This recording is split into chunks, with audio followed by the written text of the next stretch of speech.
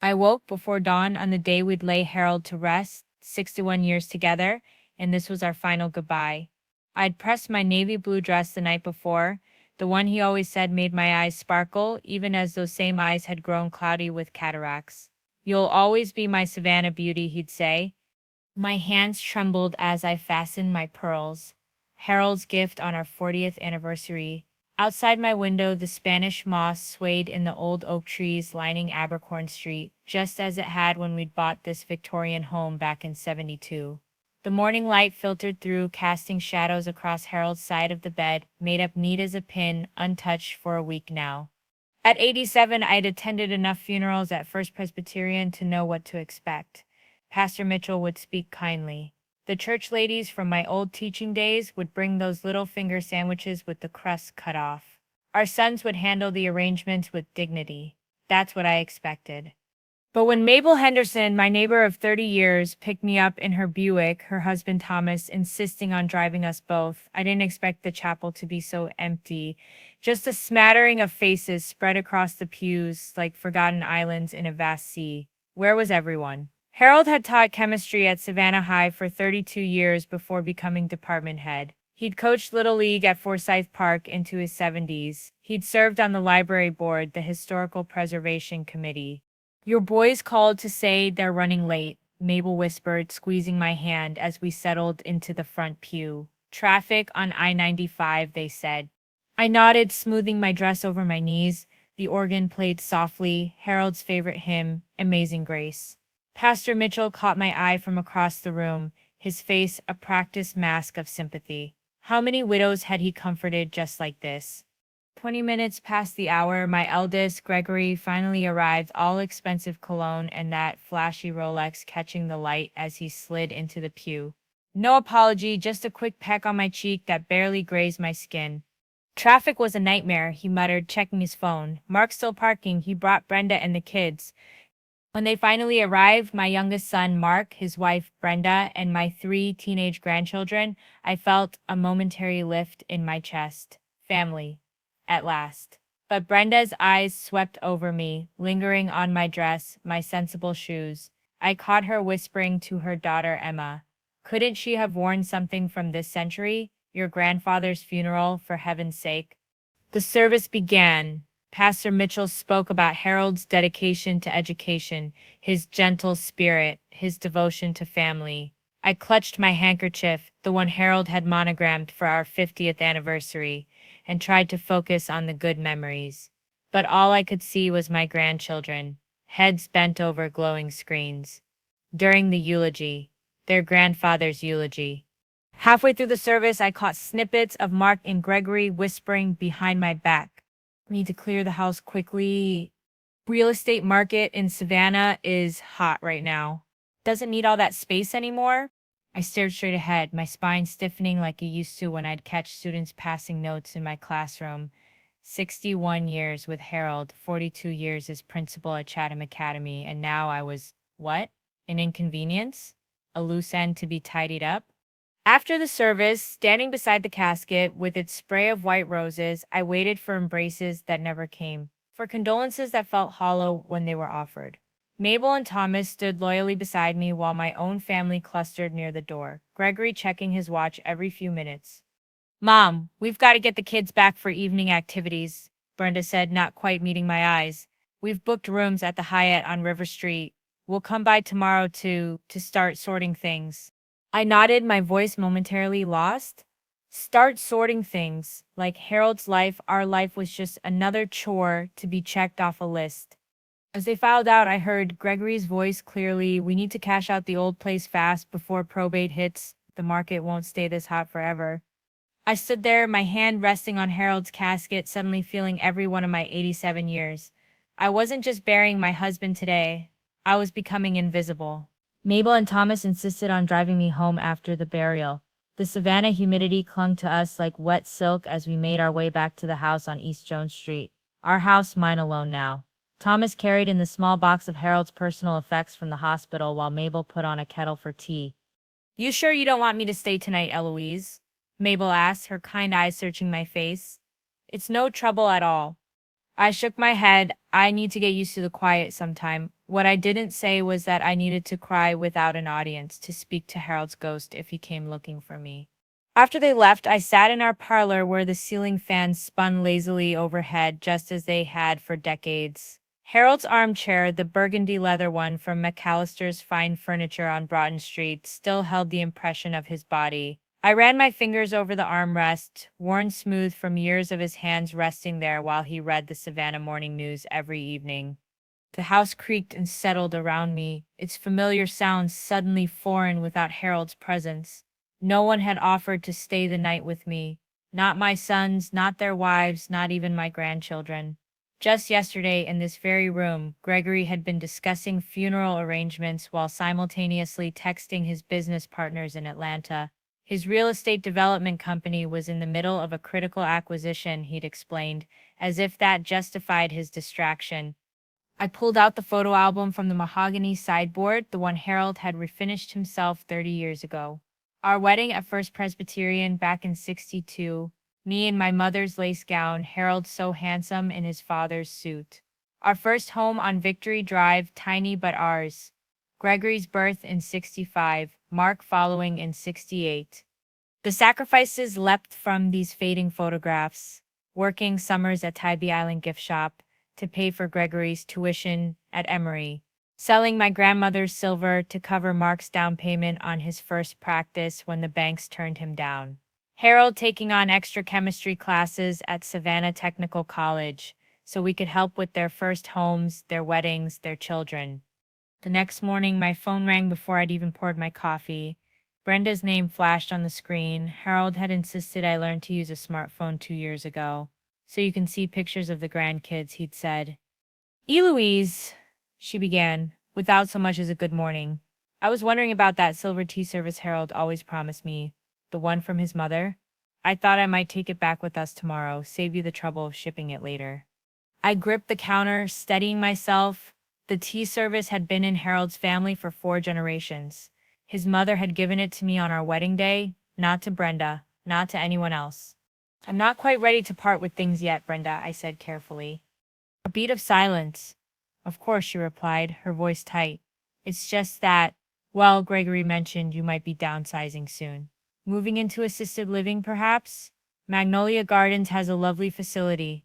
Before I could respond, my email chimed, Mark sending a list titled Urgent Legal Matters, Property Deeds, Bank Accounts, Harold's Pension, Insurance Policies, all things that apparently couldn't wait for a widow to catch her breath. Mid-afternoon, I heard a key in the front door lock. Brenda walked in, tote bag in hand, as if she owned the place. She didn't even feign surprise at finding me in the sitting room. Hope you don't mind, she said. Already moving toward the dining room, Gregory thought I should get a head start on cataloging the valuables for insurance purposes. I watched in stunned silence as she pulled out small adhesive tags and a notebook. She began placing green stickers on the bottom of my Limoges plates, my grandmother's wedding china. These would look perfect in Emma's new apartment, she murmured, more to herself than to me. She's doing a whole vintage aesthetic. When she left without offering to make me lunch, without asking if I needed anything, I sat at Harold's desk in the study. The afternoon light streamed through the stained glass transom that Harold loved so much. We'd salvaged it from an old church in the historic district when they were renovating in '89. I found myself opening his leather portfolio, the one he carried every day to Savannah High for 3 decades. Inside, tucked in the inner pocket, was a folded note in his careful handwriting. My dearest Eloise, if you're reading this, I've gone ahead without you for the first time in our marriage. Forgive me for that. Look in the cedar chest in the attic when you're alone. Remember our promise, no matter what, we protect each other, always and forever, Harold. That evening, I made myself tea in the kitchen, not the dining room, where Brenda's green stickers now marked my possessions like a disease. I reread Harold's note a dozen times, tracing his handwriting with my fingertip. After darkness fell, I climbed the narrow stairs to the attic. My knees protested each step, but determination pushed me forward. The cedar chest sat beneath the dormer window, just as it had since we moved in. Harold's mother's initials were carved into the top EMM. Elizabeth Margaret Merriweather. I lifted the heavy lid, breathing in the familiar cedar scent. Inside, beneath Harold's college yearbooks and our children's baby clothes, was a sealed manila envelope, written across the front in Harold's steady hand. Only if you're standing alone. My hands trembled as I carried the envelope downstairs to Harold's study. The grandfather clock in the hallway, a wedding gift from my parents, chimed 11 times. The house was utterly still around me, just the occasional creak of century-old wooden floors and the distant hum of the refrigerator. Harold had insisted on replacing last year. No wife of mine is going to struggle with a faulty icebox, he declared, as if we were still in the 1950s.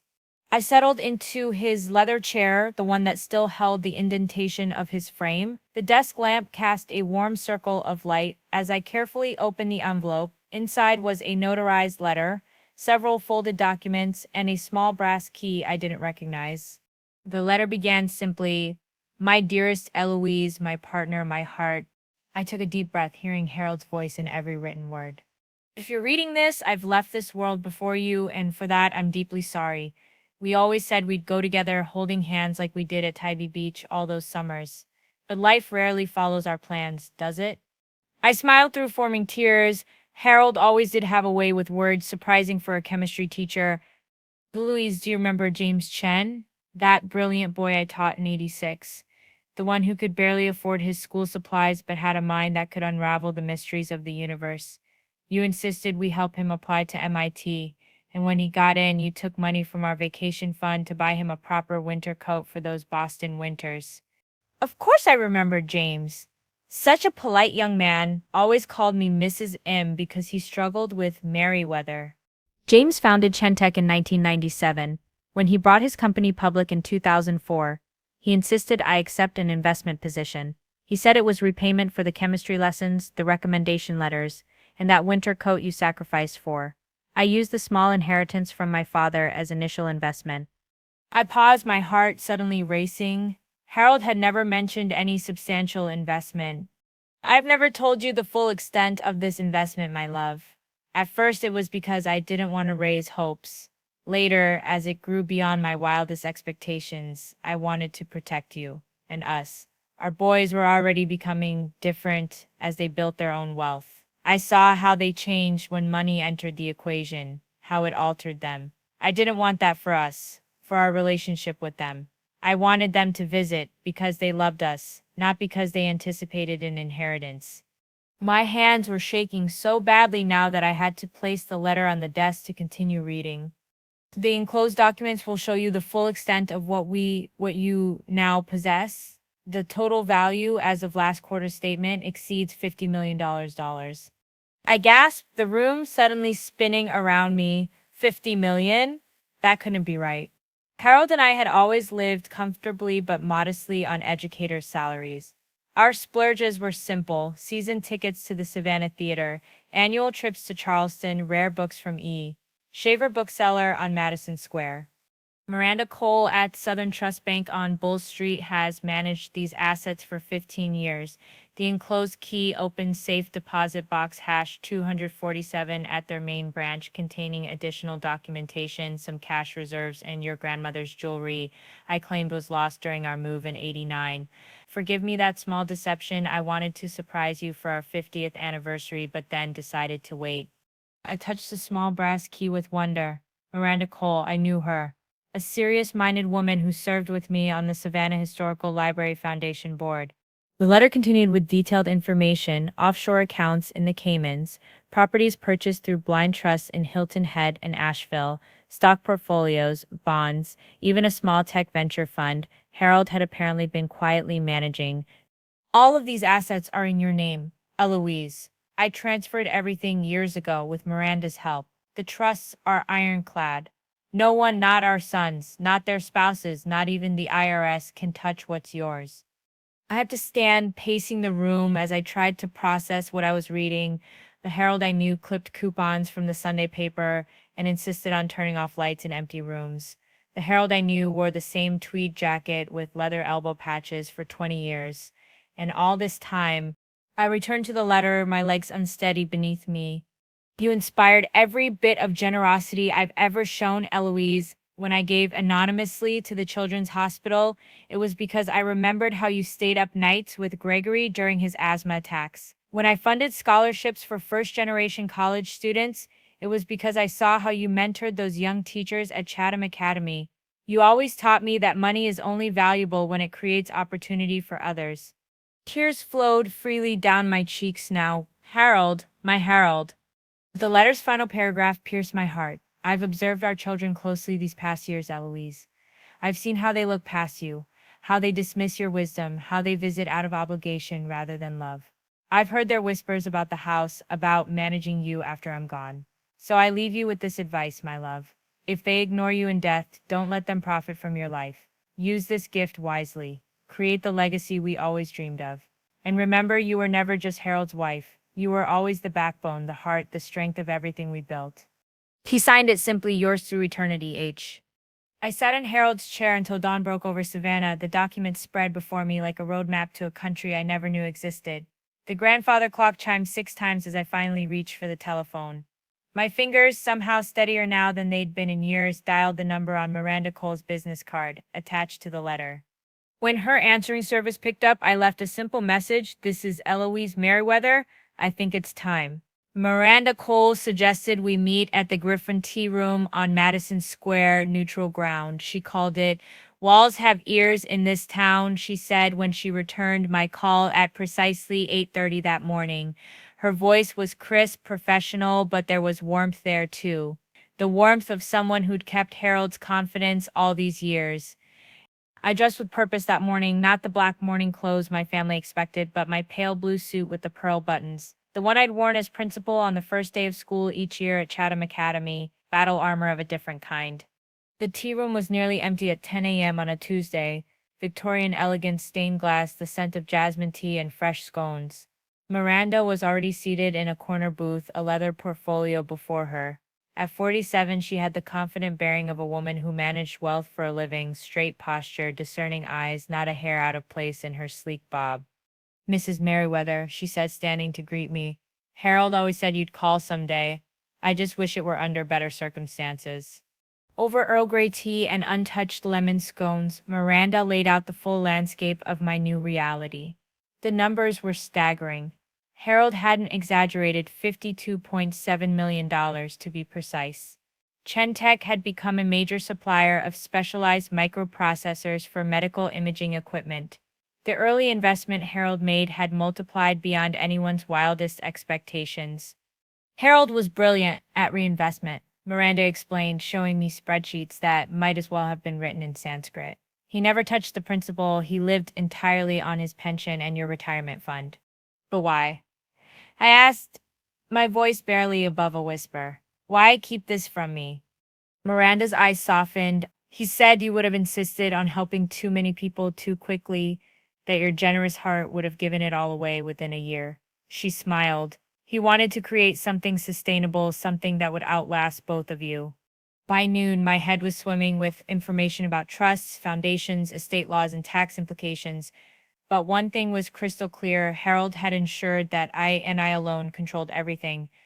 What do you want to do first? Miranda asked, her pen poised above her leather-bound notebook. The question hung between us.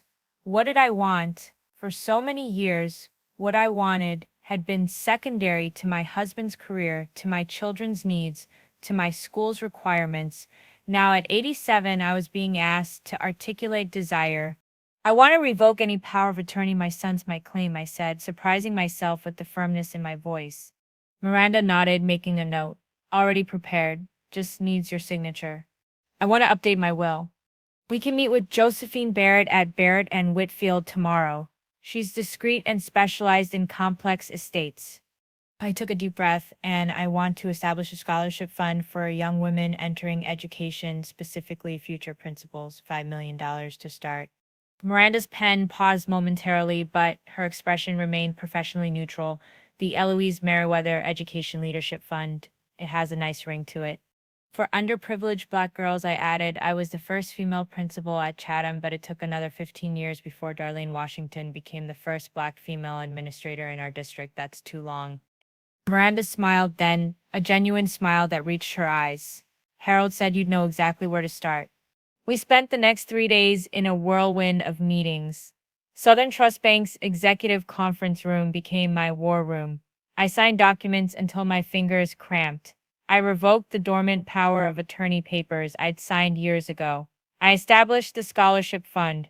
I transferred ownership of the beach house on Tybee Island, a property I didn't even know we owned, into a newly created foundation for teachers' retreats. Miranda introduced me to her network: Josephine Barrett, the estate attorney with a mind like a steel trap; Wesley Turner, the financial advisor who spoke plainly enough for me to understand; Claudia Jefferson, the philanthropic consultant who helped shape my giving strategy. Through it all, my phone buzzed with messages from my sons: Gregory wanting to discuss options for the house, Mark asking about insurance paperwork, Brenda sending photos of furniture she thought would work well in their lake house. I ignored them all. On Friday morning, I visited First Chatham Bank, not as a widow needing assistance, but as a client with significant business. The bank president himself, Thomas Wilkins, ushered me into his office. I taught his daughter in the 1980s. "Mrs. Merriweather," he said, "Miranda called ahead. We're honored to help establish your foundation accounts." By the end of the day, I had changed the signatures required on joint accounts, established new accounts in my name only, and withdrawn the maximum cash allowed for household expenses, I explained smoothly. That evening, alone in Harold's study, I reviewed what we'd accomplished. My hand trembled slightly as I traced the line items on the documents before me, not from age or infirmity this time, but from the weight of responsibility, of possibility. The doorbell rang at precisely 7 p.m. My neighbor Mabel stood on the porch, concern etched across her kind face. "Eloise, are you all right? I haven't seen you in days." And there was a fancy car parked outside most of yesterday.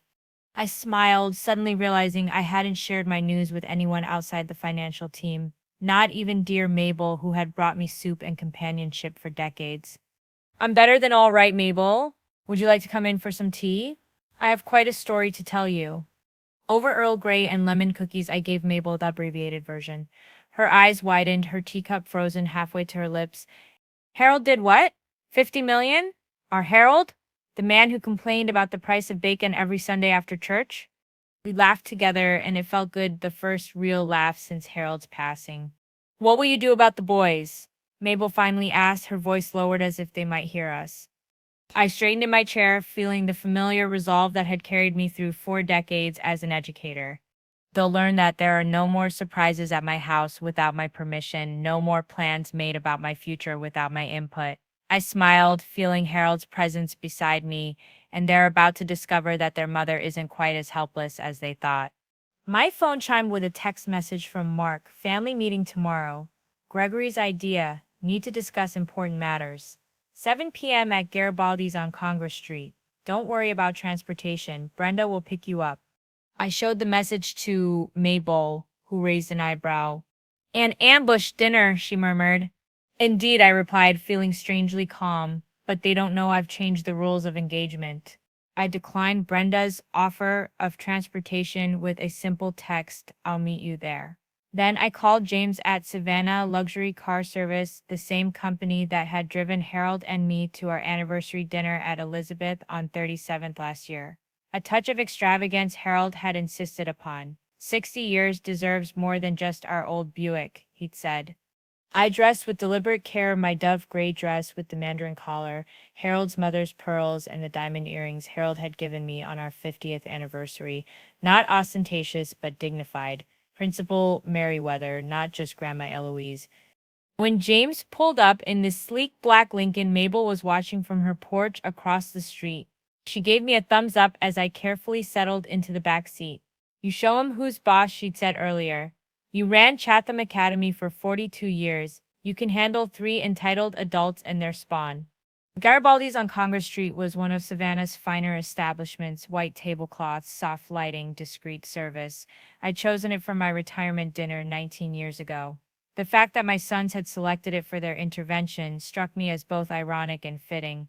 I arrived 15 minutes early, asking James to help me inside. The maitre d'Antonio, according to his nameplate, greeted me by name.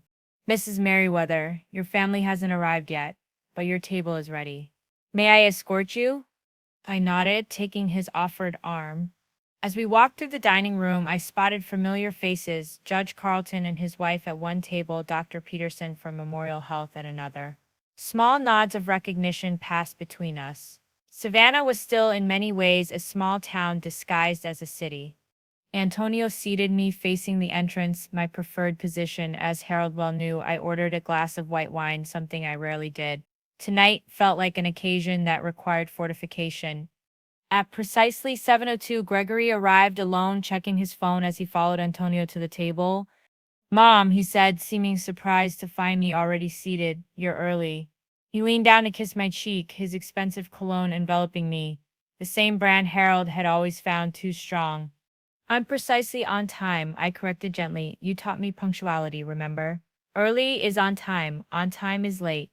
He had the grace to look momentarily abashed. Traffic from Atlanta was brutal. How did you get here? Did one of the neighbors drive you? I arranged my own transportation, I said simply. Before he could inquire further, Mark and Brenda arrived, followed moments later by my oldest grandchild, Emma, now 20 and studying fashion merchandising at SCAD. No sign of the younger grandchildren. Tyler and Mason had lacrosse practice, Brenda explained, not meeting my eyes. You know how it is with teenagers and their activities. I did know I'd run a school filled with teenagers for decades. What I also knew was that lacrosse season had ended 3 weeks ago. Once drinks were ordered, a scotch neat for Gregory, wine for the others, the choreography began. Pleasant, surface-level questions about how I was managing, comments about how well I looked, all things considered. Reminiscences about Harold that felt rehearsed, as if they'd agreed beforehand to include some personal touches. After our appetizers arrived, crab cakes for the table, Harold's favorite, Gregory cleared his throat. The signal for Act Two to begin. Mom, we've been talking and we're concerned about you alone in that big house. I took a small bite of crab cake, savoring it before responding. I've been alone during the day in that house for 19 years since I retired. Harold was at his lab or the golf course most days. Mark leaned forward, his financial advisor face firmly in place. But that was different, Mom. Dad was coming home at night. Now you're completely alone. I have Mabel and Thomas across the street. I have my church circle. I have the library board, I pointed out. But that's not the same as family, Brenda interjected, her voice dripping with concern so false it could have been bottled and sold as saccharin. We've been looking into some options that would give you community but also support. She reached into her oversized designer purse, the kind that could hold a small dog, and pulled out several glossy brochures. Magnolia Gardens, Riverside Villas, Savannah Senior Living. These are the top 3 assisted living facilities in the area, she continued, spreading them before me like a fortune teller laying out tarot cards. All have beautiful apartments, daily activities, and most importantly, care if you need it. I sipped my wine, letting the silence stretch uncomfortably. Finally, I asked, and who would be paying for these lovely accommodations? A quick glance passed between my sons. Well, Gregory began carefully. We thought we could sell the house. The market in the historic district is incredible right now. That money would easily cover several years of care, and we'd invest the rest for your future needs. I see, I said quietly. And what about my present needs? My desire to remain in my home? My ability to care for myself? Mom? Mark said, using his explaining finances to widow's voice that he'd probably practiced on countless clients. You have to be practical. That house is over 150 years old. The maintenance alone is a burden. The stairs are getting dangerous for someone your age. I've climbed those stairs daily for 50 years, Mark, I interrupted. They haven't suddenly become treacherous since your father died. Emma, who had been scrolling through her phone, looked up. Grandma, you have so much stuff, it's overwhelming. My friend's interior design professor says people your age should really start minimizing. Minimizing, I repeated, tasting the word. You mean discarding the physical evidence of my 87 years on this earth? Emma shrugged, returning to her phone. It's just stuff. Our entries arrived, a momentary reprieve. I'd ordered the sea base, another of Harold's favorites. As we ate, the conversation shifted to logistics. How quickly the house could be listed, which realtor would give the best return, what furniture I would be allowed to keep for my new, smaller quarters. The Victorian sofa won't fit in those apartments, Brenda mused, cutting her steak into precise pieces. But it would look lovely in our lake house sunroom, don't you think, Mark? And Dad's book collection, Gregory added. No space for all those leather bounds in assisted living. I could take those for my office library. Clients love that old world scholarly look. They continued dividing my possessions, my life, while I sat there, fork poised over my sea base. I thought of Harold's letter. I thought of Miranda Cole and the documents we'd signed. I thought of the scholarship fund for young black girls who wanted to become principals. You seem overwhelmed, Mom, Mark said finally, noticing my silence. I know this is a lot to process, but we're only thinking of what's best for you. Are you? I asked softly. The table fell silent. Of course we are, Brenda insisted, her voice rising slightly. This is all for you. I placed my napkin beside my half-eaten dinner. Let me make something clear. I will not be selling my home. I will not be moving to assisted living. I will not be distributing my possessions or Harold's to accommodate your decorating schemes or business aesthetics. Gregory's face hardened. Mom, you're not thinking rationally. I'm thinking more rationally than I have in years. I interrupted, my voice calm but firm. The same tone I'd used with troublesome school board members. And I believe it's time for me to go home. I find I've lost my appetite. I signaled to Antonio, who approached immediately. Mrs. Merriweather, is everything all right? Everything is fine, Antonio. I'd like my bill, please. Mom, don't be ridiculous, Mark hissed. We're treating you to dinner, and we're not finished discussing the arrangements. I looked at each of their faces, my sons so handsome in their expensive suits. Brenda calculating behind her practiced concern. Emma barely present, lost in her digital world. The arrangements, I repeated, are already made. Mine, not yours. I stood carefully, retrieving my handbag. And you'll all be hearing from my lawyer next week. Good evening. As I walked through the restaurant, I heard Brenda's voice rise behind me. She can't be serious. Mark, do something. Outside, James was waiting with the Lincoln, just as I'd arranged. As he helped me into the back seat, I caught sight of my reflection in the window, straight-backed, clear-eyed. Principal Merriweather, indeed. Home, Mrs. Merriweather? James asked. Yes, James, home. The following Monday morning dawned clear and bright, the kind of perfect Savannah spring day that tourists rave about. I sat at my kitchen table with Miranda Cole, reviewing the final documents before they were delivered. Remember, Miranda said, sliding the papers into separate envelopes. Once these are delivered, there's no turning back. Your sons will likely be angry. They may threaten legal action. They may attempt to claim you're incompetent. I poured more coffee into her cup, Harold's special blend from Savannah Coffee Roasters on Liberty Street. I ran a school of 600 students and 70 staff members for 4 decades, Miranda. I've handled angry parents, belligerent school board members, and budget cuts during 3 recessions. I can handle my own children. She smiled, a brief flash of admiration crossing her face. Harold said you were the strongest person he'd ever known. I'm beginning to see that firsthand. At precisely 9 a.m., Miranda's assistant called to confirm that 3 different courier services had successfully delivered the certified letters, one to Gregory's office in Atlanta, one to Mark's financial firm in Charleston, and one to Brenda at their suburban home. The contents were carefully tailored for maximum legal impact. My will was officially sealed and registered with Josephine Barrett's firm. My power of attorney was formally revoked and reassigned to Miranda. Joint accounts were frozen pending full transfer to my sole ownership. Property deeds that had been intended as eventual inheritances, like the beach house Gregory had been planning to flip, were retitled to my newly established foundation. Most importantly, formal notice was given that all decisions regarding my person, my residence, and my assets would henceforth be made exclusively by me, with Miranda as my designated representative should I become unable to act on my own behalf. The first call came at 10:17 a.m. Gregory, his voice tight with barely contained fury. Mom, what the hell is this? I just had a courier interrupt my executive team meeting to hand me legal papers. About power of attorney? About the beach house? Good morning to you too, Gregory, I replied calmly. I'm simply putting my affairs in order as you've been so concerned about. By freezing joint accounts? By removing my name from the Tybee property? Mom, that house has been promised to me since Dad bought it. I took a sip of my tea before answering. Harold never bought that house, Gregory. I did, with my own funds, 23 years ago. A long silence followed. That's not possible, he finally sputtered. You and Dad were teachers. You couldn't afford. There's a great deal you don't know about your parents' finances, I interrupted smoothly, which is precisely as it should be. My money, my decisions. Mark's call came shortly after, his financial advisor voice abandoned in favor of panic. Mom, what are you doing? These legal maneuvers are completely unnecessary. We're your family. We're trying to protect you. From what, exactly? I asked. His hesitation told me everything from bad decisions, from predators who take advantage of elderly widows, like selling a family home against her wishes, or moving her to assisted living for convenience. Those kinds of predators, Mark. By noon, Brenda had called 3 times, each message more hysterical than the last.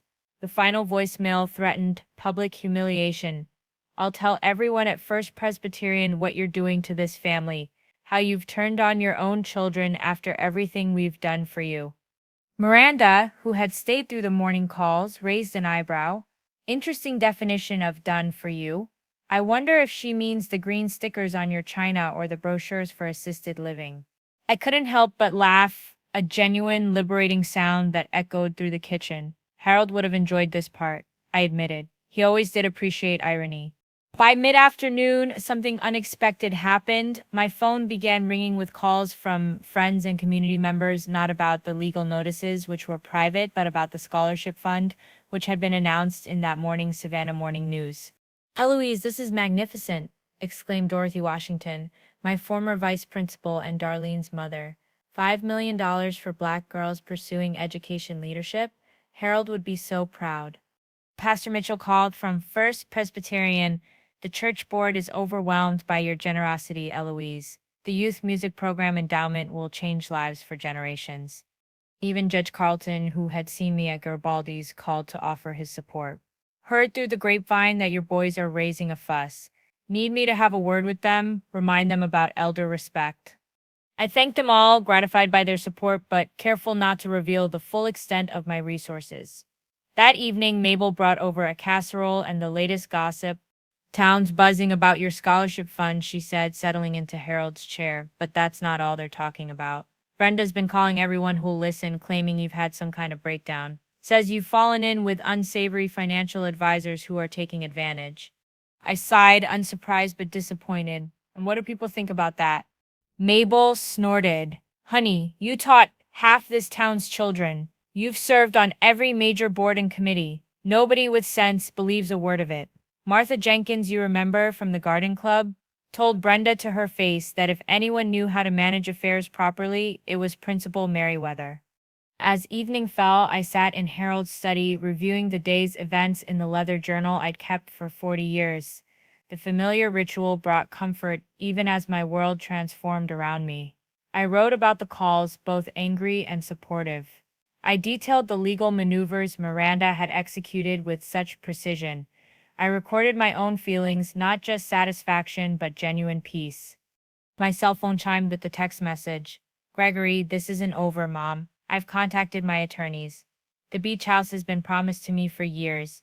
Verbal contracts are binding in Georgia.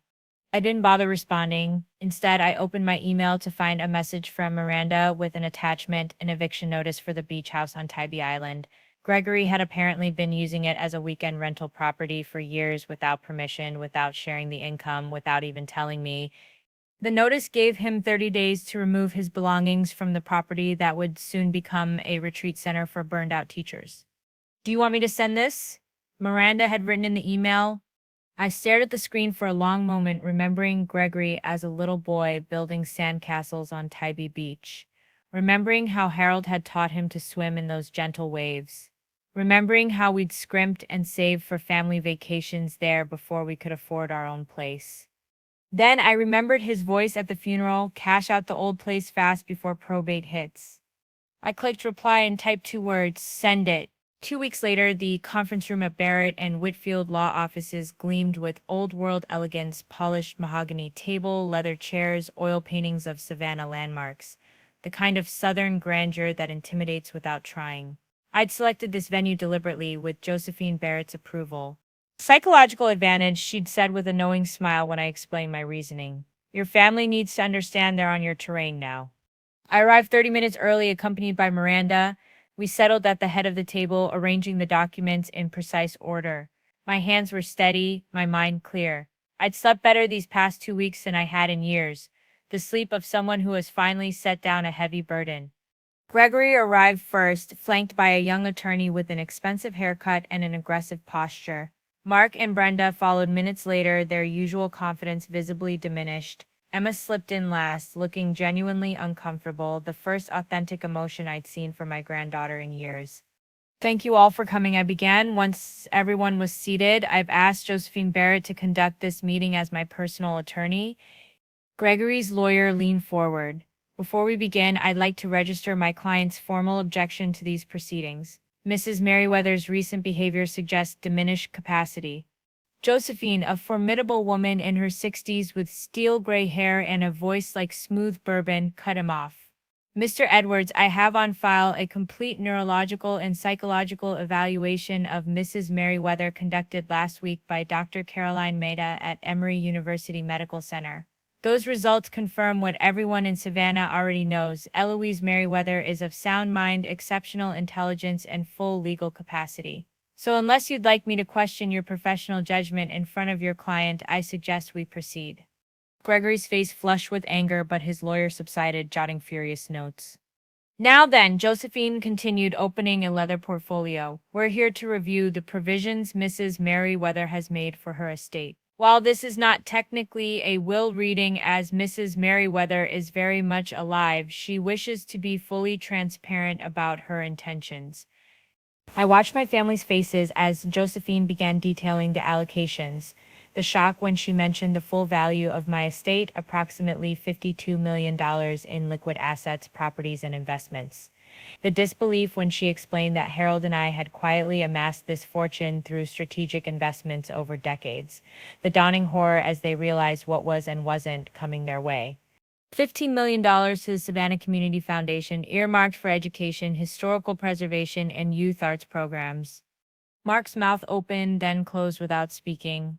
$10 million to Louisa Jefferson, who served as Mrs. Merriweather's personal assistant at Chatham Academy for 30 years and who nursed her through pneumonia in 2018 when no family members were available to assist.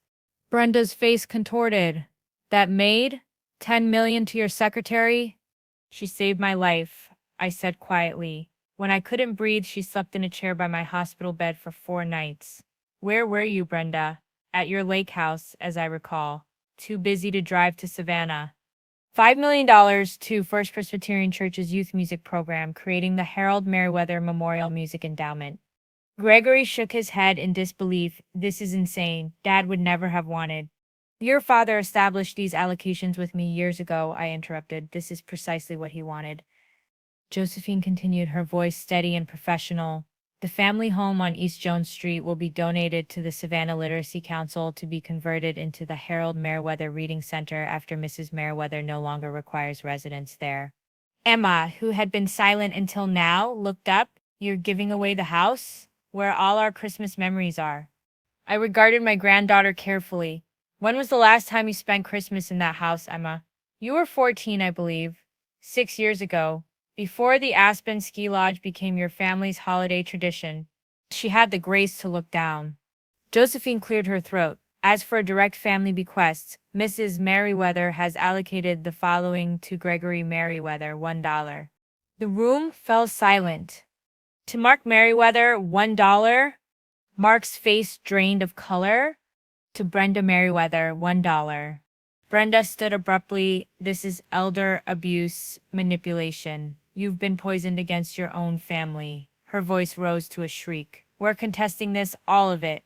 Josephine remained unperturbed. You're welcome to try, Mrs. Merriweather. However, I should inform you that this estate plan has been reviewed by 3 independent legal teams, including specialists in elder law and estate challenges.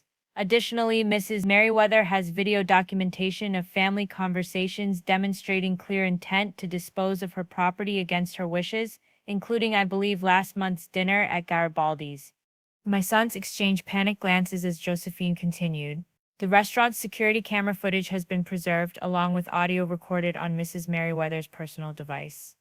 I hadn't actually recorded that dinner, but they didn't need to know that. As for the grandchildren, Josephine continued, Mrs. Merriweather has established education trusts of $100,000 each, accessible only for verified tuition and educational expenses, with any remainder converting to charitable donations upon their 30th birthdays. Emma's eyes widened. At least someone was getting something, her expression seemed to say. This is ridiculous, Gregory spat, his composure finally breaking. We're her children, her only family. And you're telling me charities get millions while we get $1? One goddamn dollar? I leaned forward, meeting his gaze directly. The dollar is symbolic, Gregory. It prevents you from claiming I forgot you in my will. It makes it perfectly clear that I remembered you and made my choices deliberately. Brenda grabbed her purse, her face mottled with rage. Come on, Mark. We don't have to listen to this. She's obviously been manipulated. No mother would do this to her children. No mother. I remained seated, hands folded calmly before me. That's where you're wrong, Brenda. A mother who watches her children plan to sell her home against her wishes, who hears them discuss her as a burden to be managed, who sits at her husband's funeral while they check their phones and plan their inheritance. That mother might do exactly this. As they moved toward the door, I added softly, there's one more thing you should know. Something in my tone made them pause. Harold left letters for each of you to be delivered only after this meeting. Josephine produced 3 sealed envelopes from her portfolio, each addressed in Harold's distinctive handwriting. He wrote these 2 years ago, I explained, when his health first began to decline. He asked that I ensure you receive them only after you understood our financial decisions. Gregory stared at his envelope as if it might bite him. Mark took his with trembling fingers. Brenda snatched hers, crumpling it slightly in her grip. Whatever lies he wrote, Brenda began. Your father never lied, I interrupted, my voice suddenly sharp. Not to me, not to you, not to anyone.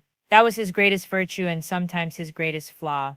These letters contain only truth, his truth about what he observed in his children over the years. I stood then, gathering my purse and nodding to Miranda and Josephine. I believe our business is concluded. I'll see myself out. As I walked to the door, Emma's voice stopped me. Grandma? Her voice sounded younger, suddenly uncertain. Did Grandpa leave letters for us too? For the grandkids? I turned, studying my granddaughter's face. For the first time in years, I saw the child she had been, the little girl who had once sat on Harold's lap while he read Charlotte's Web aloud, doing all the different animal voices. No, Emma, he didn't. But he did say something about you just before he died. He said you have my eyes and my potential. He hoped you'd find your way back to the person you were meant to be, not the person your parents wanted you to become. Her eyes filled with tears, real ones, not the theatrical kind Brenda specialized in. I left them there in that elegant conference room with their dollar inheritances and Harold's final words. Outside, the Savannah sunshine bathed the square in golden light. I walked slowly to the waiting car, where James held the door open with a respectful nod. Where to, Mrs. Merriweather? Bonaventure Cemetery, please, James. I'd like to visit my husband. At Harold's grave, beneath the spreading oak with its curtain of Spanish moss, I placed a single white rose on the marble headstone. They heard you, Harold, I whispered. They heard you loud and clear. As if in answer, the Savannah Morning News app on my phone chimed with an alert. Local widow establishes multi-million-dollar community center in late husband's name. The future was beginning to take shape, with or without my children's approval. I didn't hear from any of my children for 3 days after the meeting at Josephine's office. The silence was both a burden and a relief, like the strange quiet after a thunderstorm passes when you're still not sure if it's safe to venture outside.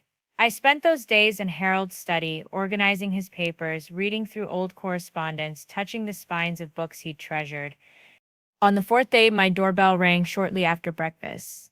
I wasn't expecting visitors, though Mabel had taken to dropping by more frequently since our confrontation at the law office. She'd appointed herself my unofficial guardian, bringing casseroles and neighborhood gossip with equal enthusiasm.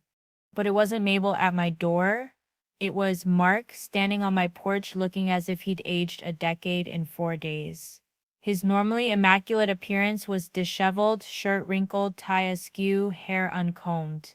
The letter from Harold was clutched in his hand, creased from repeated folding and unfolding.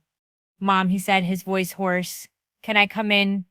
I stepped aside without a word, leading him into the parlor where sunlight streamed through the stained glass transoms, casting colored patterns across the hardwood floors.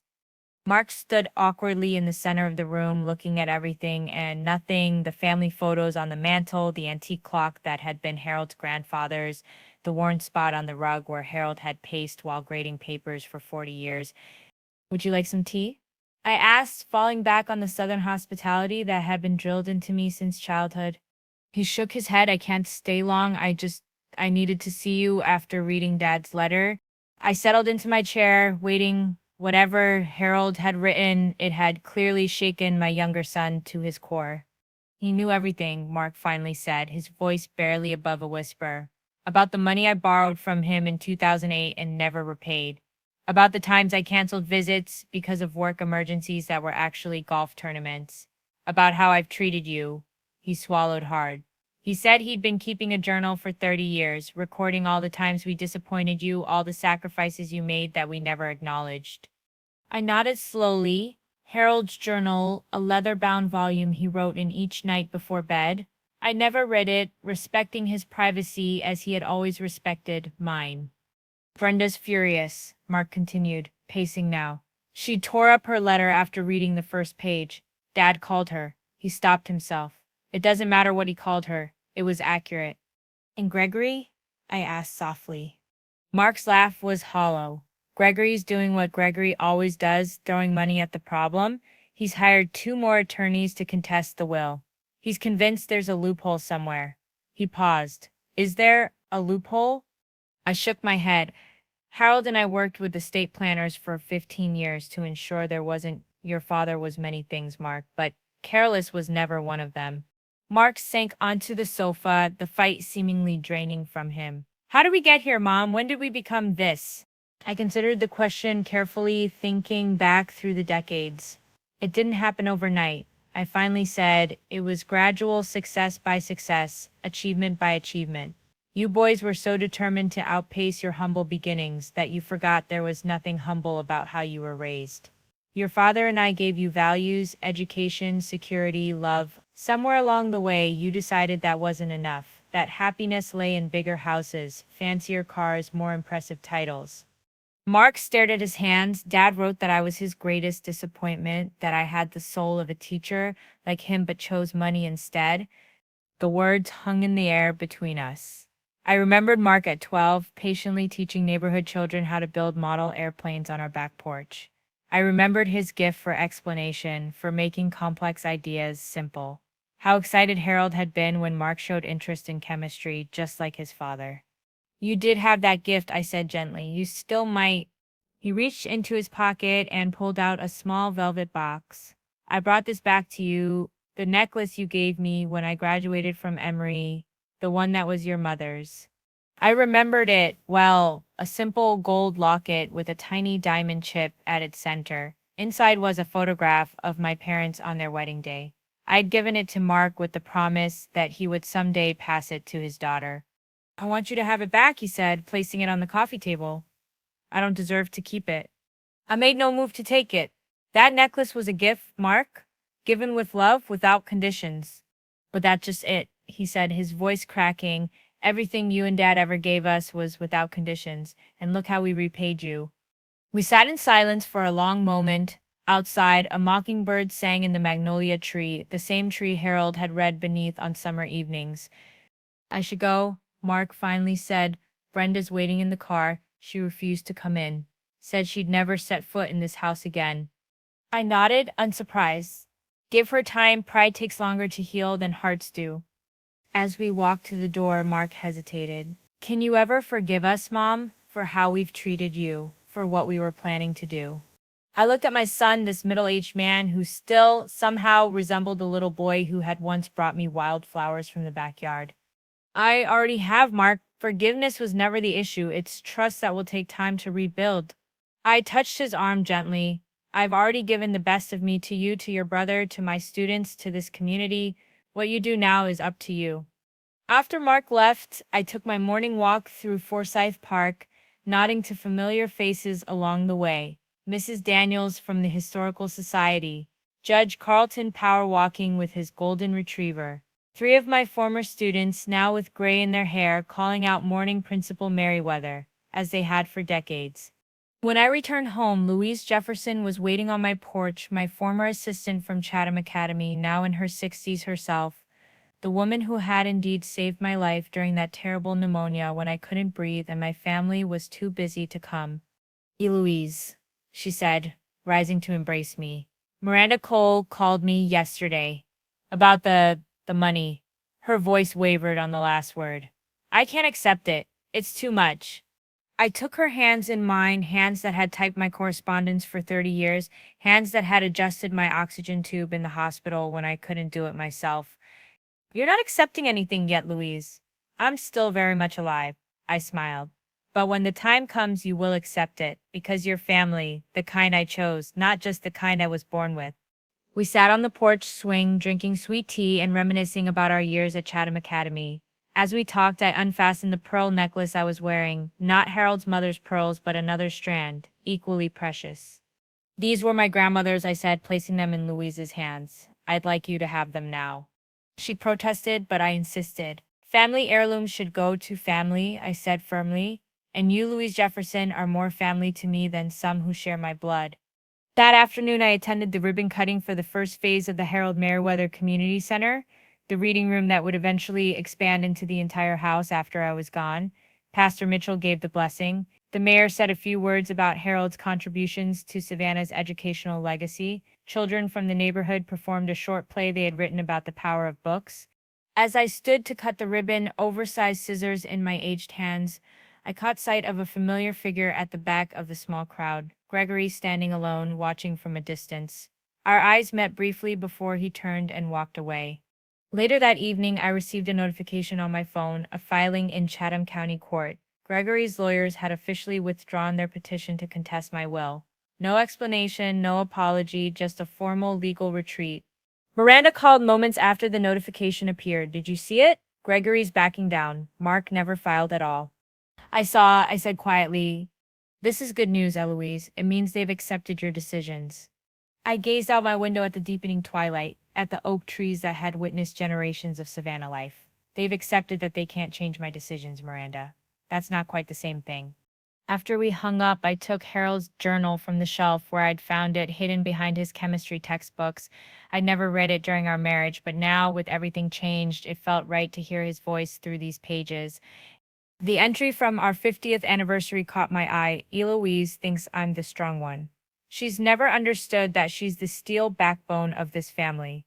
Without her quiet strength, I would have crumbled decades ago. The boys don't see it, perhaps they never will. But I see it. I've always seen it.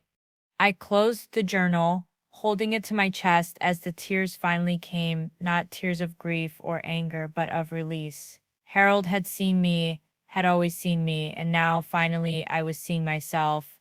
3 months after the confrontation at Josephine's office, Savannah settled into its summer rhythm. Tourists in seersucker and sundresses filled the squares. Horse-drawn carriages clattered over cobblestones. The heat pressed down like a physical weight, driving locals into air-conditioned sanctuaries during the worst of the afternoon. My routine had changed since Harold's passing. No more quiet breakfast with the Savannah Morning News spread between us, Harold reading aloud interesting tidbits while I worked the crossword. No more evening walks to Leopold's ice cream on Broaden Street, Harold insisting that their butter pecan was medicinal despite his doctor's warnings about his cholesterol. Instead, I'd created new patterns. Tuesday lunches with Louise at Griffin Tea Room. Thursday mornings volunteering at the reading center that now occupied what had been our formal dining room. Sunday services at First Presbyterian, followed by coffee with Mabel and Thomas. And most meaningfully, Monday afternoons with the first recipients of the Eloise Merriweather Education Leadership Scholarship, 5 brilliant young women who reminded me of myself at their age, but with opportunities I could have only dreamed about in 1952. The doorbell interrupted my morning coffee and journal writing, Harold's habit that I'd adopted, finding unexpected comfort in recording my days as he had for decades. On my porch stood Mark, more put together than during his last visit, but still carrying that same haunted look in his eyes. "Mom," he said, shifting awkwardly, "I hope I'm not disturbing you." I invited him in, noting the manila envelope he carried, official looking, like the ones that had once held mortgage papers or insurance policies. In the parlor, Mark remained standing despite my gesture toward the sofa. I've been doing a lot of thinking, he began, about what Dad wrote, about everything that's happened. I've made some decisions. He handed me the envelope. Inside were papers from the South Carolina Department of Education and application for a teaching credential. I'm leaving the financial firm, Mark explained, his voice steadier than I expected. I've applied to teach chemistry at Porter God School in Charleston. It's not certain they'll take me. I've been out of the field for so long. But I thought Dad would approve. I studied my son's face, searching for the authenticity behind this dramatic gesture. And Brenda, what does she think of this career change? Mark's slight wince told me everything. She's adjusting to the idea. Our lifestyle will change significantly, of course. Of course, I echoed. Mom, I know this doesn't erase anything. I know we hurt you deeply, but I'm trying to find my way back to the person Dad thought I could be, the person you raised me to be. I nodded, neither encouraging nor discouraging. Part of me, the mother who had kissed scraped knees and celebrated science fair victories, wanted to embrace him immediately. But the woman who had been dismissed, ignored, and nearly displaced held back. I'm glad you're exploring teaching, Mark. You did have that gift. He seized on my measured response. I've been talking with Gregory, too. He's struggling more with all this, but he's thinking about things. He might call soon. As if summoned by his name, my phone rang. Gregory's face appeared on the screen, a photo from happier times at Harold's 80th birthday. Well, I said with a small smile, speak of the devil. Mark looked relieved as I answered the call and put it on speaker. Mom, Gregory began without preamble. I've been thinking about everything, about how we've treated you, about what Dad wrote. His voice sounded rehearsed, as if he'd practiced this call multiple times. I want to start over. Maybe come down this weekend? We could talk about arrangements that would work for everyone. Arrangements, I repeated carefully. For the future, for the house, eventually, for your care. But differently this time with your input, your preferences. I know we approached it all wrong before. I caught Mark's eye across the room. He looked uncomfortable, aware of what his brother was really saying beneath the conciliatory words. Gregory, I said gently, are you suggesting we renegotiate my will? A pause, not renegotiate, Mom, just discuss options that could honor Dad's legacy while also acknowledging family connections. Family connections, the same connections that hadn't been important enough to arrive on time for Harold's funeral. The same connections that hadn't prevented them from planning to sell my home from under me. I think it's best if we don't discuss the will or any financial matters, Gregory, I replied firmly. Those decisions are made. If you'd like to visit simply to spend time together as mother and son, you're welcome anytime. Another pause, longer this time. Right? Of course, that's what I meant. Mark shifted uncomfortably, aware of his brother's transparent maneuvering. After I ended the call, Mark attempted damage control. He's trying, Mom, in his own way. Is he? I asked quietly, or is he trying to find another angle to access what he believes should be his? Mark couldn't meet my eyes, which was answer enough. Later that afternoon, after Mark had gone, I received another visitor, Emma, my granddaughter, looking more like the girl I remembered from years ago. She'd removed the purple streaks from her hair. Her clothing was simple, jeans and a SCAD t-shirt rather than the designer labels Brenda had always insisted upon. Grandma, she said hesitantly, can we talk? Over lemonade on the back porch. Emma surprised me with her candor. I'm changing my major, she explained, from fashion merchandising to art education. I want to teach in public schools. She traced a pattern on the condensation of her glass. I've been thinking a lot about what you and Grandpa did, how many lives you shaped. It seems more important than helping rich people buy expensive clothes. I studied my granddaughter, looking for signs of manipulation, found none. What does your mother think of this change? I asked. Emma's brief laugh was genuine. She's horrified. Keeps saying teachers can't afford Louboutins, as if that's the measure of a successful life. We talked for an hour, really talked, perhaps for the first time in years, about Harold, about her childhood memories of this house, about her questions regarding teaching as a profession. As she was leaving, Emma paused at the door. I know what they're doing, Dad and Uncle Gregory. Trying to get back into your good graces because of the money. She looked embarrassed. I just wanted you to know that's not why I came. I don't care about the inheritance. I just miss my grandmother. I hugged her then, this young woman who might yet find her way back to the authentic self that had been buried under years of Brenda's materialistic influence. That evening, I attended a fundraiser for the Literacy Center, now officially named the Harold Merriweather Reading Center. The event was held at the Savannah Golf Club, where Harold had played every Wednesday with his chemistry department colleagues for 30 years. As I moved through the crowd, accepting condolences that were still offered months after Harold's passing, I spotted a familiar face, Katherine Jenkins, my nurse during my hospital stay 2 years ago. She approached with a shy smile. Mrs. Merriweather, it's so good to see you looking well. We chatted briefly about her new position at Memorial Health's pediatric unit. As the conversation wound down, she hesitated. Mrs. Merriweather, I hope you don't mind me saying, but your husband was such a special man. During your hospitalization, he would read aloud to you when you were sleeping. Said you'd always read to him when he had the flu, and he wanted to return the favor.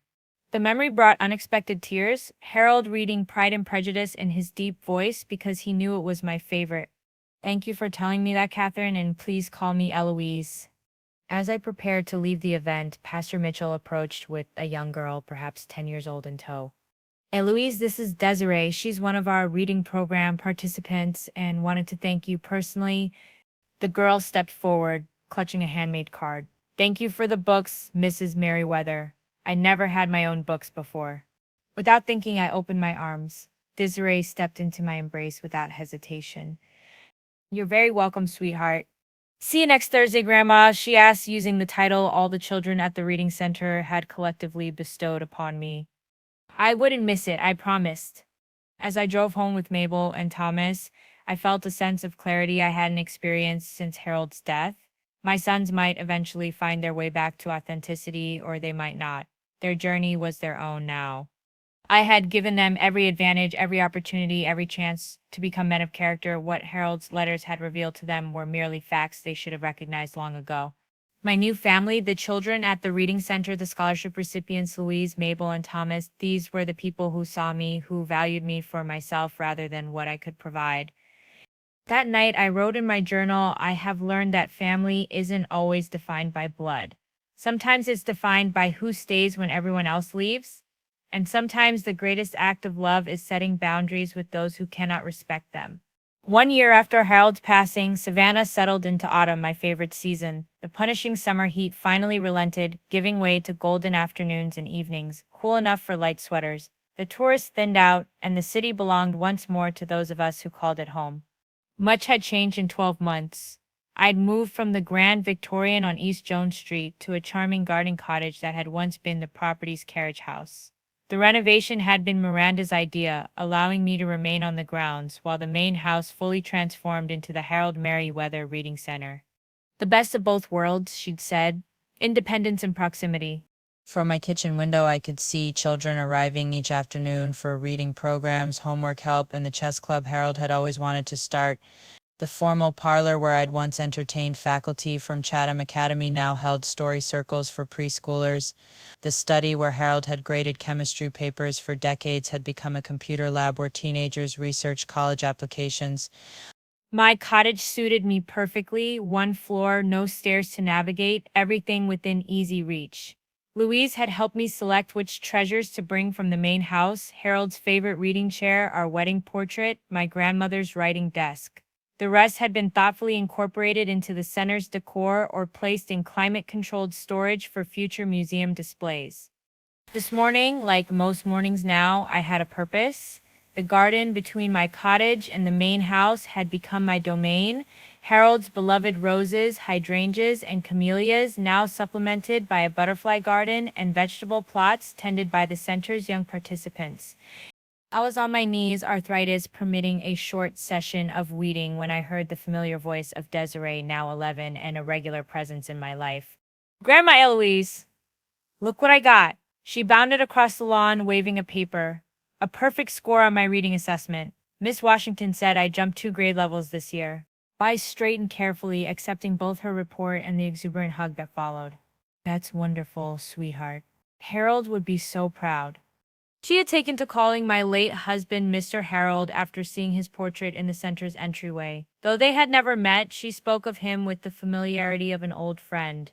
Do you think Mr. Harold would let me put flowers on his reading chair today? For good luck with my science project? I smiled at this ritual she had created, placing small posies on the chair we'd kept in the center's quiet reading nook, the chair where Harold had read the newspaper every evening for 50 years. I think he would be honored. Shall we cut some zinnias? They're still blooming by the fence. Later that afternoon, after Desiree had gone home and the center had closed for the day, I sat on the bench dedicated in my honor beneath the old oak tree. The bronze plaque read simply, Eloise Merriweather. She taught us all to read between the lines. Miranda joined me, as she often did, on Thursday evenings. Our professional relationship had evolved into friendship over the past year, she in her early 50s, me in my late 80s. Both women who understood the value of financial independence and clear boundaries. The scholarship committee selected next year's recipients, she said, handing me a folder. 5 more young women who want to become principals. One from Liberty County this time. We're expanding our reach. I leafed through the applications, noting familiar stories, young women with intelligence and drive, needing only opportunity. Women like I had been, all those decades ago. Have you heard from your sons? Miranda asked carefully. I nodded. Mark sends a card every month. He's teaching chemistry at Porter God now, seems to be finding his way. Gregory, I paused. Gregory moved to California last month. Some new development project. He sent an address change, nothing more. Miranda didn't press. She knew the full story, how Gregory's final attempt at reconciliation had revealed itself as yet another angle to access my estate, how I had stood firm, offering relationship without financial entanglement, how he had ultimately chosen distance over those terms. And Emma? At this, I smiled genuinely. She visits every other weekend. She's student teaching at Jenkins High School now, Art for Troubled Teens. She's bringing some of her students to the center next week for a mural project. Miranda nodded approvingly. Some branches grow straight, some need pruning, and some need to fall away entirely for the tree to thrive. That evening, I recorded my day in Harold's journal, now my journal, as fireflies began their nightly dance across the garden. The cottage windows were open to catch the jasmine-scented breeze. From somewhere down the street came the sound of a saxophone, probably a student from SCAD practicing on their porch. My phone chimed with an email notification. The Savannah Historical Society was requesting an interview, part of their oral history project documenting the lives of Savannah's educators. The subject line read, Women Who Changed Our Town, the Eloise Merriweather story. I smiled, thinking how Harold would have loved this, his Eloise finally recognized not as someone's wife or someone's mother, but as herself, a woman who had shaped generations of Savannah's children through her work at Chatham Academy. A woman who had stood her ground when others would have moved her aside. The interview request came from a young woman named Amara Jenkins, Catherine's daughter, I realized. The nursing connection had come full circle. As darkness fell completely, I moved to my bedroom, the walls adorned with photographs, not just of my biological family, but of my chosen one, Harold and me on our wedding day. The scholarship recipients gathered around me at the foundation launch. Desiree proudly holding her first library card, Emma with her art students, Louise receiving a community service award. On my nightstand sat Harold's reading glasses, still exactly as he had left them the night before he entered the hospital for the last time. Beside them, the small voice recorder I used to capture memories for the center's oral history project. I pressed the record button, a nightly ritual now. Today would have been our 62nd anniversary, Harold. I began softly. The roses you planted by the kitchen door are blooming again, those coral ones that never seem to know what season it is. Desiree left zinnias on your chair. She's going to be valedictorian someday. I'm certain of it. I paused, gathering thoughts that still felt important to share with him even now. I've been thinking about what you wrote in your letter about how they ignored me in death and how I shouldn't let them profit from my life. You were right about that part. But you were wrong about something else, my love. You wrote that I was invisible to them, but the truth is I never needed them to see me. I touched the photograph of us on our 50th anniversary, my favorite, with Harold looking at me rather than the camera. His eyes filled with the same admiration they'd held since 1962. I only needed to remember who I was. And because of you, because of what you left me, I found myself again. I switched off the recorder and turned out the lamp.